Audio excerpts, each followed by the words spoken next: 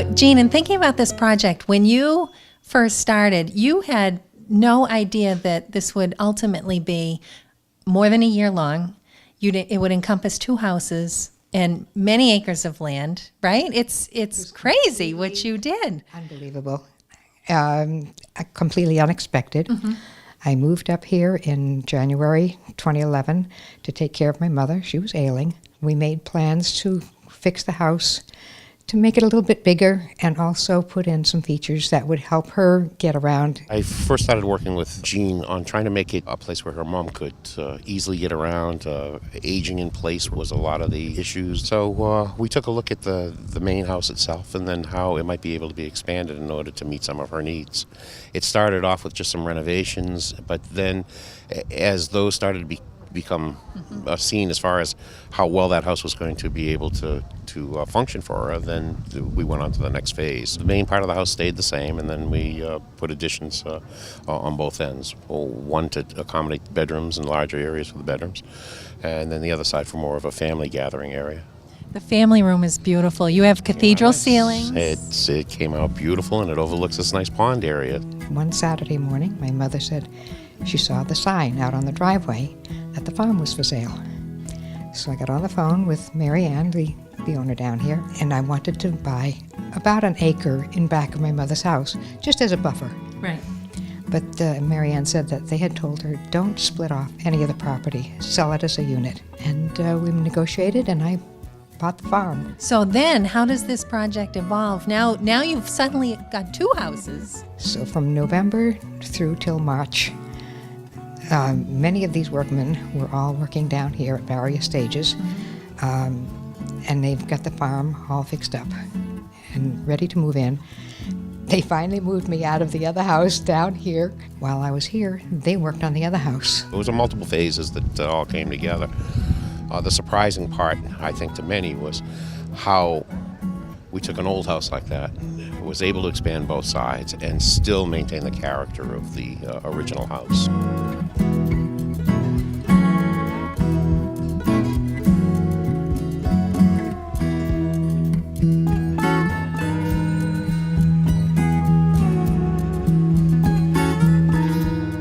In a project like this, because there's so much involved, it's not just putting an addition on a house, it's more than that. It's the idea of whether it's propane tanks, whether it's a water feature, whether it's rewiring the house, refinishing floors, and so much of it is changing and evolving as you go. It's probably a once-in-a-lifetime opportunity to get something that's this involved. It comes with not trying to make an architectural statement. There's something there, let it be what it is, and not trying to make it something else. All of these workmen all put in their ideas. They did it very quietly, very graciously, and then they said it was my idea. Right. They're very smart that way. When we first showed up here, it was obvious the property was neglected and nothing was done since the ice storm in '08. We actually spent 2 days clearing from Bailey Road into this house, both sides of the driveway back 15 feet. Because they didn't really even have much of a driveway initially, right? No, it was more or less like a dirt driveway with a grass strip down the middle. And then you started to move down towards the pond? Yeah, after we got the driveway cleared and Jean felt she had some breathing room and saw what a difference it made, she realized she wanted us to expand and really open up the property. It was just a lot of broken trees that were snapped off, so we were just basically clearing out storm debris that was down. It's been down for a number of years, and just trying to clean that mess up.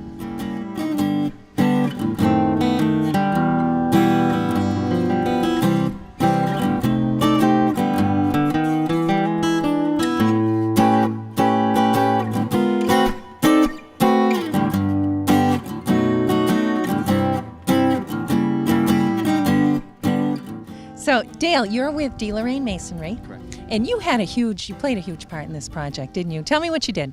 We did all this hardscaping here, the patio that's behind us with the fire pit, some of the sitting stones that she wanted to incorporate into it. She actually went and picked most of the stones herself, and then we, incorporated with BBC, moved them from flatbed and machines down here, and we placed them once we knew what she wanted and where she wanted it. And you did a few jobs up at the front house too, right? Yes, and hardscape walls, and there's a smaller patio, chimney work, front steps. Jean is going to spend many hours out on this patio, don't you think? I hope so. It's time to get the fire going, though. What was your contribution, Toby? We started back in February. We started here on the barn doing some reconstruction upstairs in the attic to help support the roof rafters. And after that, we went up to the main house and we started 2 additions up there. The first one we started on the right-hand side was a bedroom. She had an addition put on there with a huge walk-in closet. And then on the other end, we have a nice cathedral 3-season room. And she also changed on that same end of the building is now a dining area and a laundry area. And we did some decks up there, the back porch. It's a huge project. Almost a year with this project from start to finish, yep. Al Dumas is with RMS Repair and Maintenance Systems, and sometimes a lot of what he does you can't see. Isn't that right, Al? Absolutely. All of the wiring, of course, is buried inside or in a trench. Both houses were completely rewired, new services. In this house was the added addition of the generator. And now we're all up to code and everything's... We're all up to code, all inspected, and raring to go. Well, as Alan put it, anything that required a shovel, he would look to BBC Landscaping and Brian Cheney to take care of it. Brian, tell me what you did for this project. The biggest part of the project was probably the septic system, but anything to do with moving dirt, we did it. The propane tank, I helped Dale Lorraine with the patio, John Anderson with his landscaping. We worked on the water feature. Everyone worked good together.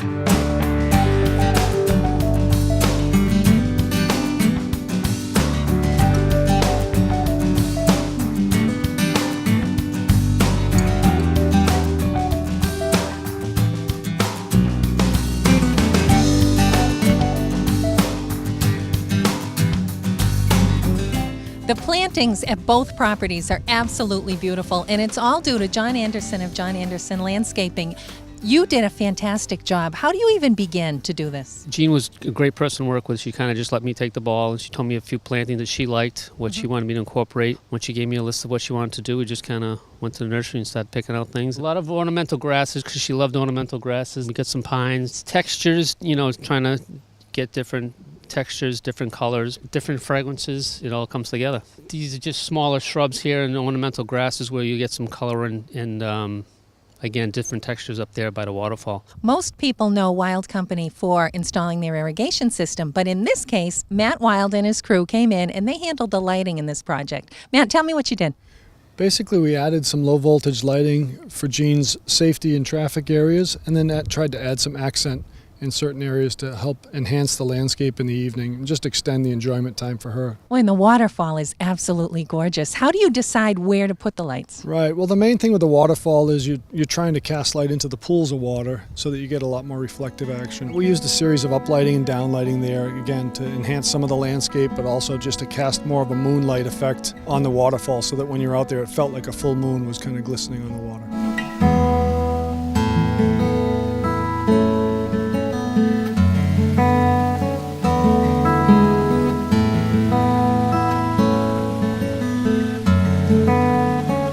My vision has exceeded all belief. Never even dreamed of having a waterfall, and then it just came to be. It was just kind of a whim. During the excavation process, then, these rocks appeared, right? Some of them appeared, but the majority of what you see over here now came from Lindgren's Lumber, because Paul happened to have a big site with a lot of rocks around there, and Paul said, I have no idea what we're doing. It would go up there with the idea of grabbing some rocks, just placing them around the property for visual, for sitting rocks, something that just add a little bit of texture and character to the place. We ended up with, I believe, 2 trailer loads, flatbed trailer loads of stone.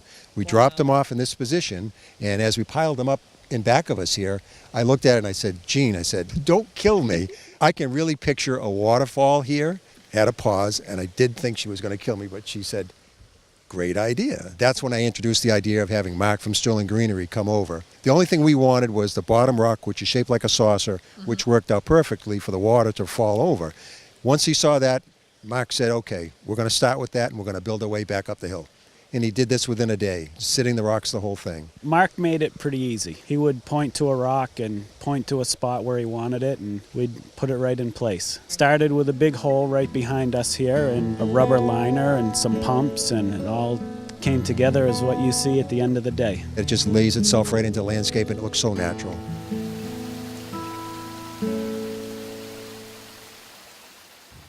The woman that lived here prior was a heavy smoker. Everything was covered with tar and nicotine. The ceilings had to come down, and they were all replaced, plaster ceilings. And then we had to seal every ceiling, every wall, every piece of woodwork with a resin primer because the tar and nicotine was so heavy we couldn't wash it all out. Once we had it all covered in resin, the entire place was nothing but white. Jean picked out some incredible colors, and we just started over from scratch. The transformation was incredible, from an absolute dump to what I think is absolutely a gorgeous house now.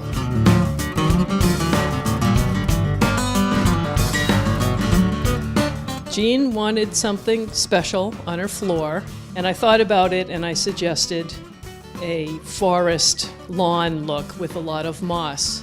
She liked that idea and it went from there. After the base coat, I drew in the rocks and I looked at it. And Jean came in and said, "Oh, they're rocks." And I said, "Yes, this is the pathway between all the doors." And I started sponging in all of the moss, the dark brown for the earth and the multicolored greens. And then I got into the details. I did ferns in the corners. I did the turtle and the frog. Jean would come and look at it every day, and she'd say, "Oh, I'd like fissures in the rocks," so I do fissures in the rocks. And then she said, "Well, it needs one more thing. I want lichens," so I put lichens on the rocks. And then I added in the partridge berry, the butterfly, creeping jenny, and I did a horseshoe because this used to be a horse farm. And I did a few surprise things for her. Harvey Building Products was the supplier of the windows and doors for both of the houses. There are some really fun windows up at the main house, right? Oh, yes, in their wood stove room in the great room. Yes. It looks wonderful. What's it like now for you to actually come and see the project that you worked on? Oh, it's a whole new world for me. You know, seeing the windows and doors, we see an order. We don't see the project where everything's going in and the atmosphere where it's going into. I mean, look at this view. It's beautiful, I know.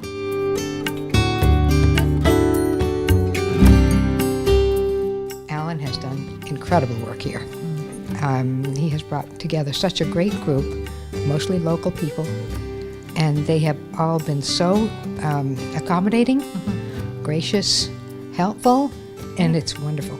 Couldn't do this without Jean. It's absolutely impossible. I've never worked with anyone that's as easy to get along with.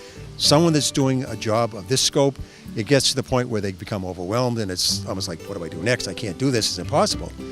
She never really got that way. It's absolutely been a gem to work in. I have to say that's been a consistent theme with everybody that we've talked to, is that everybody loves to work with Jean. The customer was super here to work with. They left us with a lot of flexibility and design flexibility, which I think at the end really helped out. We had a vision and kind of went with it. I knew what Jean wanted, and she kind of knew what she wanted, and kind of talking back and forth, we got to a point where she just kind of let me go with it, and it worked out well. She's very fun to work with, very open to suggestions, and it was just a blast doing this. It's nice to see it with all the furniture in place. She picked a lot of special pieces to be in special places. So it's nice to come back and see it now. I know she loves living here, and I'd move down here in a heartbeat. I told Jean, I said, you're very fortunate that you can undertake this. And you have a dream, you envision what you want, and you're able to do it. Not everybody can do that.